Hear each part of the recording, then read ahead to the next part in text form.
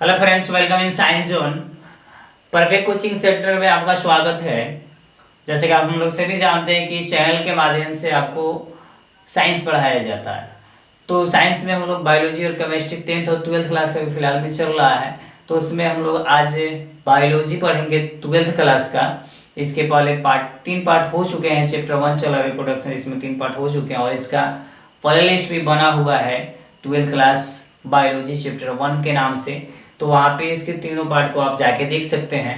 तो चलिए बिना देरी किए आज इसका पार्ट 4 शुरू करते हैं, क्लास शुरू करते हैं। तो उसमें आपका नेक्स्ट पॉइंट जो है वो है मध्य चक्र अथवा ऋतुस्राव चक्र। मध्य चक्र अथवा ऋतुस्राव चक्र यही पॉइंट है। तो ये होता क्या है, तो ये अधिकांश स्तनधारी जो होते हैं वो क्या करते हैं, अपने भी स्तनधारी जीव होते हैं उसमें उसके जनन अवस्था में कुछ ना कुछ क्या होता है, परिवर्तन होने लगता है। जैसे जनन अवस्था में वो जाते हैं उसमें कुछ परिवर्तन होने लगता है। जैसे उसका अंडाशय है तो वो क्या होता है, सक्रिय होने लगता है। और भी सहायक हार्मोन जो होते हैं, जनन ग्रंथि जो होते हैं वो क्या होते हैं, वृद्धि करने लगते हैं। तो ये पूरा क्रिया जो होता है, अंडाशय का सक्रिय होना, फिर जनन कोश का जो होता है या सहायक ग्रंथि जो होता है वो वृद्धि करना, तो ये पूरी क्रिया जो होता है वो एक चक्र के रूप में होता है। चक्र के रूप में होता है। इस चक्र को कहा जाता है मध्य चक्र या मध्य चक्र कहा जाता है। और ये मुख्य रूप से होता किसमें, तो ये मुख्य रूप से जो होता है वो होता है गोरिल्ला में, बंदर में, जानवर में मूल रूप से।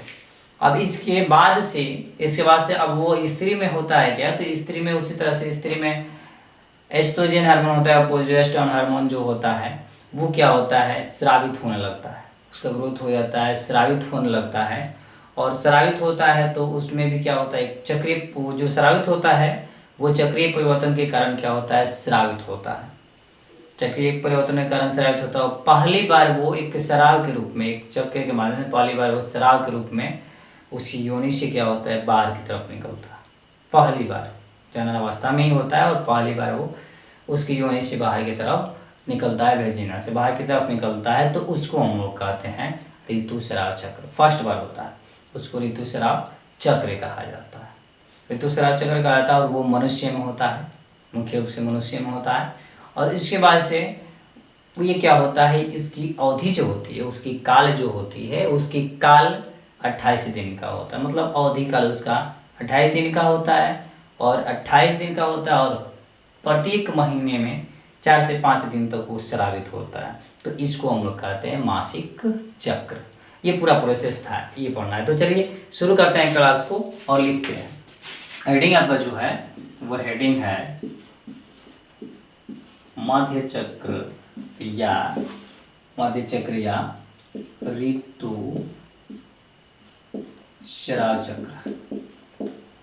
ऋतुस्राव चक्र यही है। तो होते क्या है, कुछ स्तनधारियों में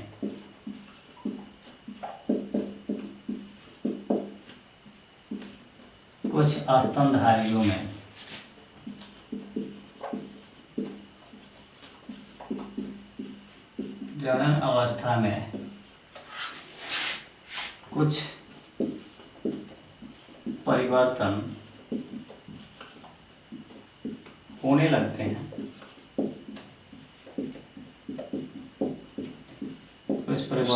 लगते हैं। जिसमें अंडाशय सक्रिय हो जाता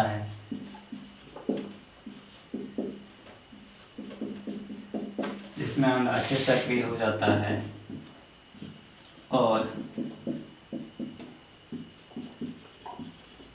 जनन सहायक ग्रंथियां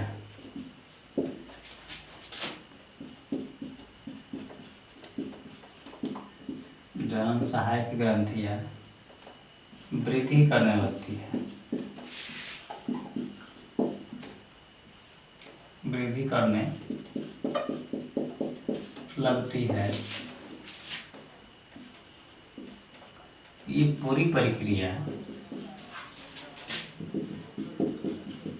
ये पूरी प्रक्रिया एक चक्र के रूप में संपन्न होती है। ये पूरी प्रक्रिया चक्र के रूप में संपन्न होती है। अतः इस चक्र को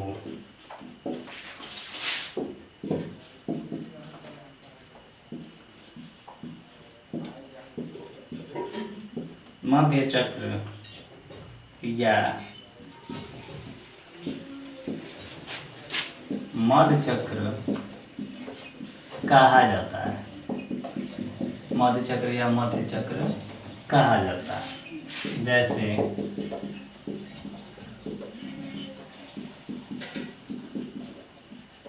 गोरिल्ला, बंदर इत्यादि। गोरिल्ला, बंदर तथा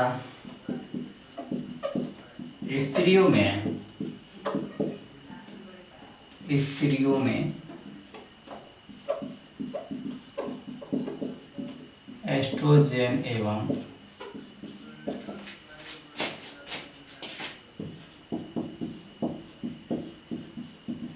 प्रोजेस्टेरोन हार्मोन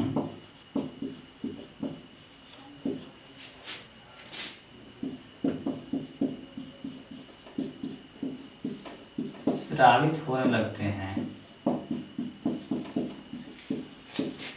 और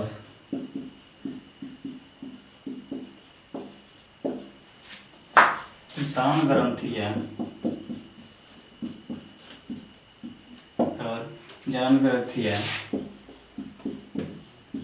वृद्धि एवं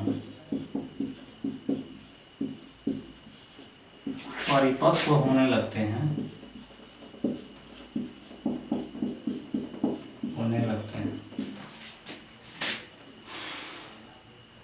जो एक चक्रीय परिवर्तन होता है।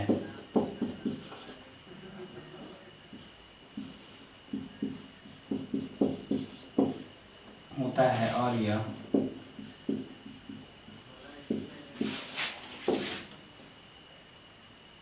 पहली बार स्रावित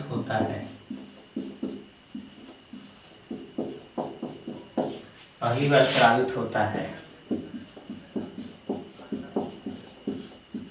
जिसे स्रावित होता है अब तो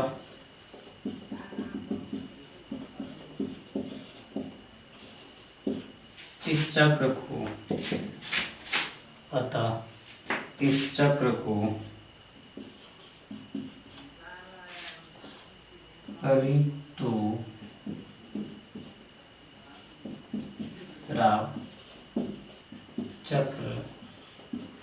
ऋतुस्राव चक्र कहा जाता है। जैसे मनुष्य इत्यादि। ये देखिए होता क्या है, चक्र होता है मध्य चक्र। तो कुछ स्तनधारी जो होते हैं पहले भी बता चुके, कुछ स्तनधारी में क्या होते हैं, ये एक चक्रीय परिवर्तन होता है। इसमें सहायक ग्रंथि अंडाशय जो होता है वो क्या होता है, सक्रिय होने लगता है और वो जो पूरी प्रक्रिया होती है एक चक्र के रूप में रहती है, उसी चक्र को कहा जाता है मध्य चक्र। और ये मुख्य रूप से चिंपैंजी, बंदर, गोरिल्ला इत्यादि में होता है। मतलब वो लगभग अधिकांश जानवर में होता है। उसके बाद से अब जीव में आते हैं तो स्त्री जो होती है, तो स्त्री में क्या होता है, जननावस्था में जैसे ही वो पहुँचती है तो उससे एस्ट्रोजन हार्मोन और प्रोजेस्टेरोन हार्मोन स्रावित होने लगता है। पहली बार स्रावित होता है, वो भी किस रास्ते, तो मादा की योनि के रास्ते से होता है पहली बार स्रावित। और वो भी क्या होता है, एक चक्रीय परिवर्तन होता है। तो ये जो स्रावित होता है पहली बार, इसी को कहा जाता है ऋतुस्राव चक्र कहा जाता है। तो ऋतुस्राव चक्र कहा जाता है। और जैसे मैं इसमें आपको लिखा हूँ मैं मनुष्य, इसके आगे अब क्या होता है, इसके आगे इसको कितने दिन का होता है, तो 28 दिन का होता है। तो आगे लिखते हैं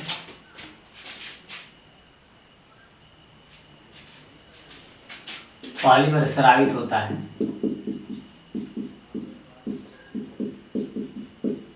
स्रावित होता है, स्रावित होता है, ऋतुस्राव चक्र कहलाता है, चक्र कहलाता है। जैसे मनुष्य, बंदर इत्यादि, मनुष्य, बंदर इत्यादि। यह चक्र मासिक होता है,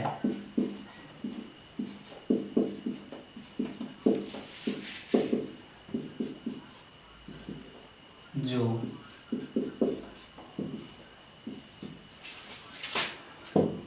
28 दिन की अवधि होती है, जो 28 दिन की अवधि होती है, और यह 4 से 5 दिन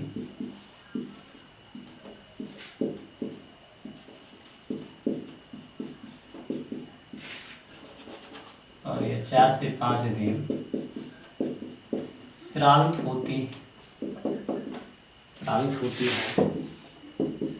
4 से 5 दिन स्रावित होती है। इससे मासिक चक्र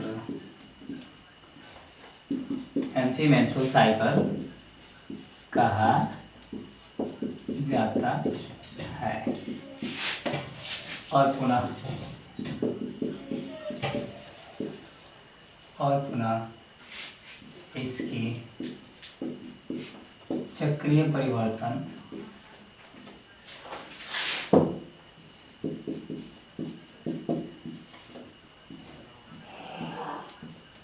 प्रारंभ हो जाता है।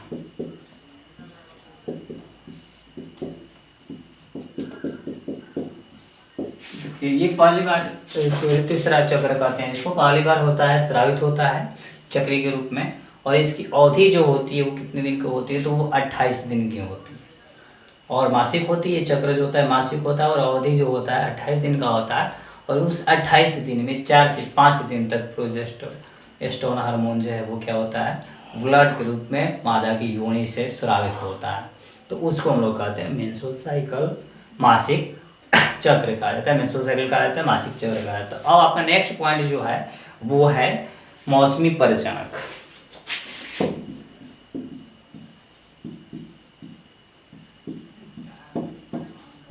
मौसमी प्रजनक, नेक्स्ट पॉइंट जो है वो है मौसमी प्रजनक। तो ये देखिए डेफिनेशन क्या होता है। अधिकांश स्तनधारी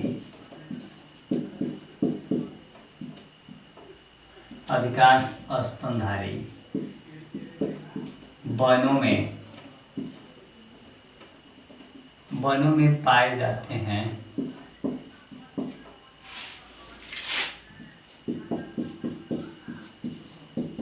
और वनों में ही अपना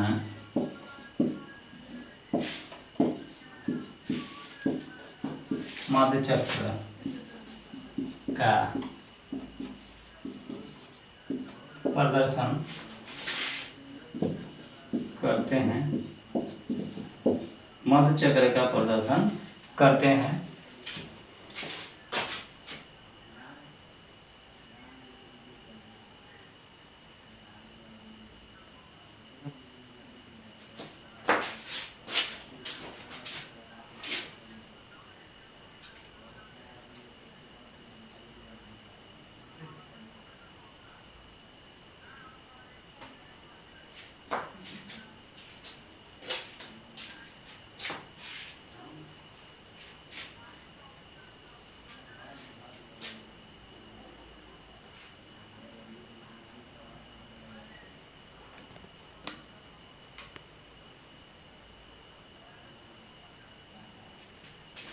करते हैं। जनन की यह चक्रीय प्रवस्था, जनन की यह चक्रीय प्रवस्था मौसमी प्रजनक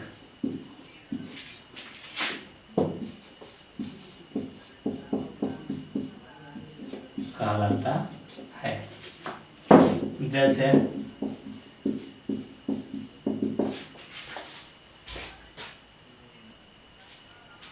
नेक्स्ट हेडिंग आपका है सतत प्रजनक। सतत प्रजनक, तो इसका डेफिनेशन जान लेते हैं। अधिकांश स्तनधारी अपने प्रजनन काल में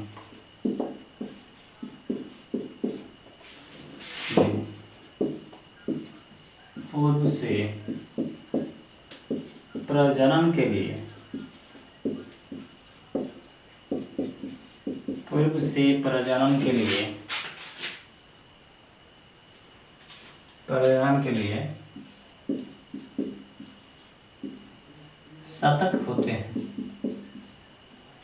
सतर्क होते हैं या सहायक होते हैं।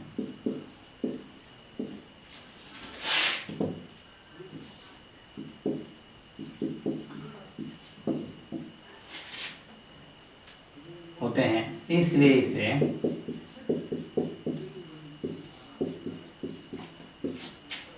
सतर्क होते हैं, सक्रिय होते हैं या सहायक होते हैं, एक ही चीज है। सतर्क होते हैं या सहायक होते हैं, या यहाँ पे एक चीज जोड़ टूटेगा, सक्रिय होते हैं या सक्रिय होते हैं, एक ही चीज है। इसलिए इसे सतत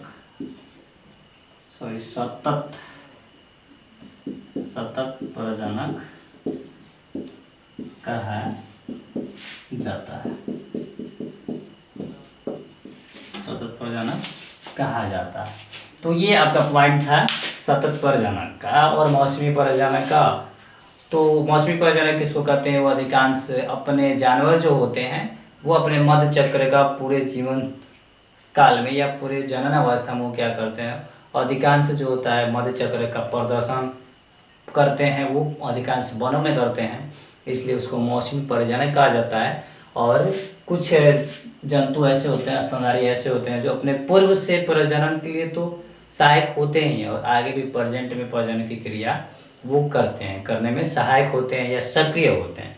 सक्रिय का मतलब वो कर सकते हैं या सक्रिय होते हैं, तो इसे सतत प्रजनक कहा जाता है।